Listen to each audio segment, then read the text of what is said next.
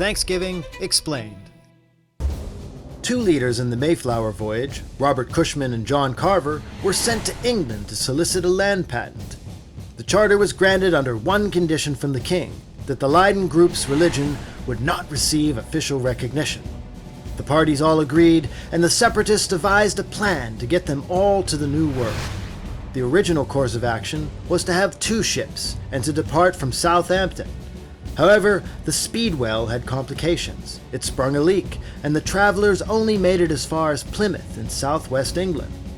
William Bradford was determined to make the crossing on the remaining ship, a rented vessel called the Mayflower.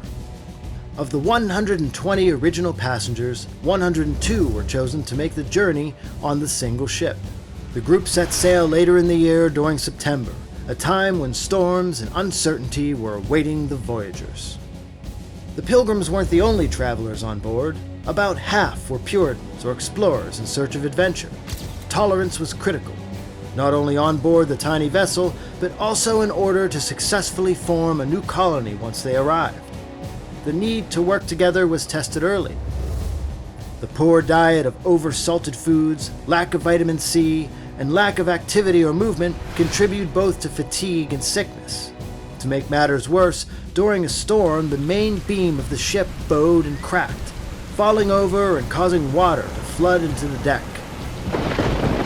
The situation was precarious, and even the experienced sailors were concerned. Fortunately, the passengers had a large screw, most likely used for constructing houses, which was used to prop the beam back into place and avoid further damage.